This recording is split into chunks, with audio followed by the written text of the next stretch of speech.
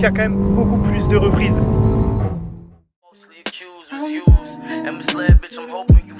Rest in peace.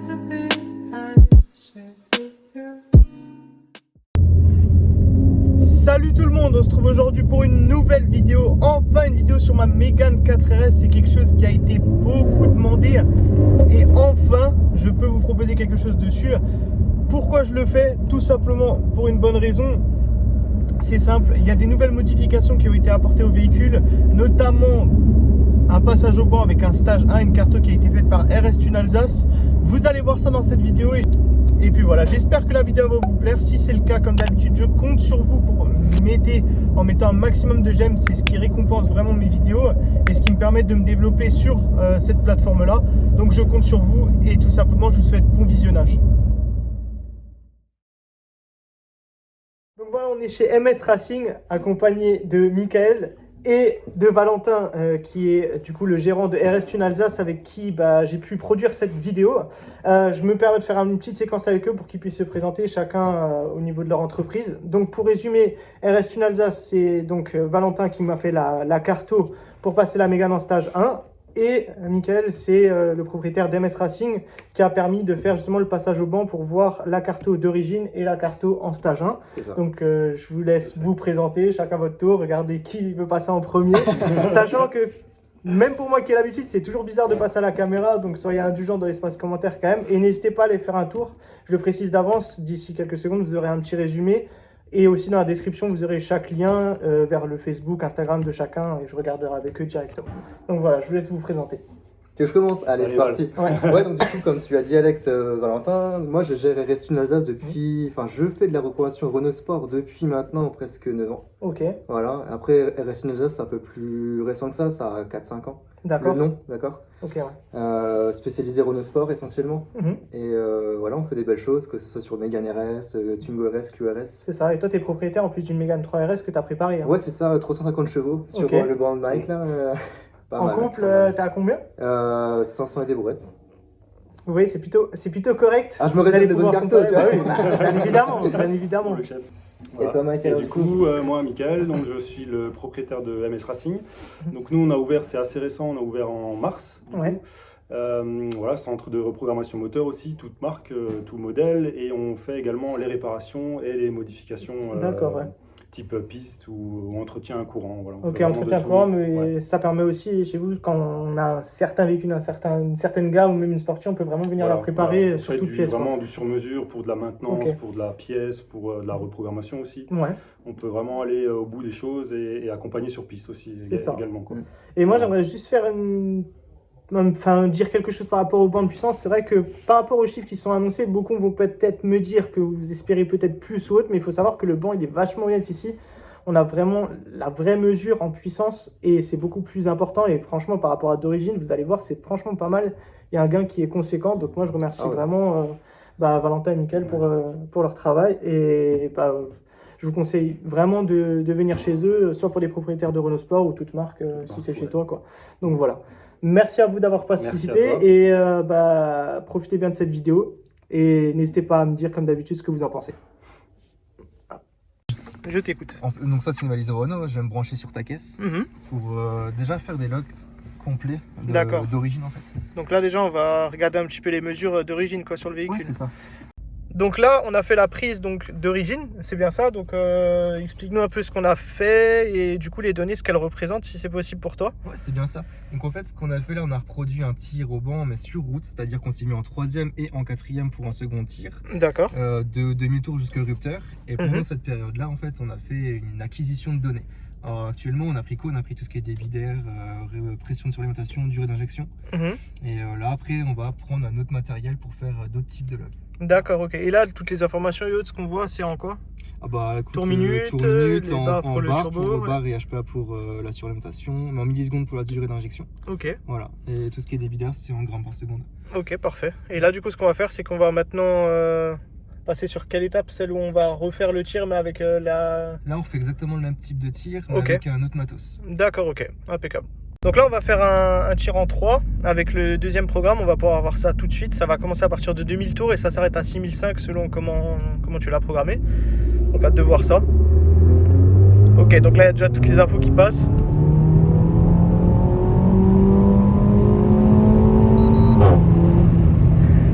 Ce petit bruit sympathique quand même. Du coup, on passe à l'étape lecture de carto. Donc, on va la mettre dans un mode spécifique pour pouvoir lire le calculateur. Ok. Donc, on va, quand je dis extraire la carto, on va faire une copie des données du calculateur. Ouais. Et c'est ce qu'on va modifier par la suite. Ok, parfait. Voilà, sur le PC. Donc là, tu fais quoi? Là, j'identifie le calculateur, je lis les DTC et après, je fais une lecture de la carto. Donc là, il va identifier tout, quoi, faire un peu tout le check de la voiture. Alors, j'ai fait une identification juste avant ici, mais là, je suis en train vraiment de lire la cartographie de l'ECU. Ok. Voilà. Et ça va me produire un fichier qu'on modifiera après sur le PC. Ouais, c'est ce qui va te permettre de pouvoir faire la nouvelle carto. En fait. Ouais, c'est ça. Ok. Parti. Ouais, bon, du coup, là, on vient de passer une petite heure à préparer le fichier, la reprog. Du coup, on va injecter tout ça. D'accord, donc là, la nouvelle carto. Hein. C'est ça, la carte qu'on a préparée. J'ai tellement hâte du résultat, vous pouvez pas imaginer, mais bon. Vous allez voir ça au passage au banc. La différence entre l'origine et la nouvelle. Donc là, t'as passé à peu près combien de temps sur le développement de la carto Alors, pour la savoir modification, on a passé une petite heure. Après, le développement même du fichier, c'est plusieurs semaines de boulot. D'accord, ouais, c'est vraiment... Les gens s'en rendent pas forcément compte, mais c'est énormément d'investissement déjà en temps et... En amont, surtout en amont, ouais. C'est ça, c'est beaucoup de préparation, quoi. Voient pas, effectivement. Ouais. Comme dans beaucoup de métiers, quoi, mais bon. Ouais, c'est ça. Donc là, c'est parti, ça injecte le nouveau fichier. Ok. Bon, il y avoir des erreurs, etc., c'est tout à fait normal. Bon, ça, c'est toujours pareil. Donc là, vous voyez, il y a des petits messages, mais il faut jamais s'inquiéter si un jour vous êtes amené à faire une reprog. C'est tout à fait normal. C'est parce qu'on rentre dans le calculateur et je pense qu'il se met en défaut d'une certaine manière, quoi. Ou un truc comme ça. Ou... Ouais, c'est ça, parce que les autres calculateurs n'arrivent pas à communiquer avec le calculateur moteur, du coup, ça fout tout en branle. Donc là, on va prendre une prise avec la nouvelle carto en 3e. On sent qu'il y a quand même beaucoup plus de reprises. On va laisser tout par terre, mais c'est pas grave. Ouais, c'est ça. Là, c'est humide à fond. C'est gras au sol, mais... Ah ouais, la différence, elle est quand même présente. Hein. C'est sûr qu'en vidéo, vous le ressentirez pas, mais moi, je peux vous dire, en tant que passager, que j'ai senti que ça met un petit peu plus un coup de pied au derrière, quoi. Et c'est ce qui était clairement recherché. Hein. Petit aparté rapide, quand même, une modification qui a été apportée suite à la reprogrammation, c'est aussi dans le RS Monitor. Donc, la modification a été faite pour que ça corresponde. Donc, vous voyez, les niveaux sont plus élevés. Là, c'est affiché jusqu'à 320 chevaux et 440 Nm. Alors, bien sûr, c'est pas les chiffres réels de ce qui va être obtenu. Hein. Je pense qu'on sera un petit peu moins en termes de chevaux, surtout. Les Nm, ça reste encore à voir.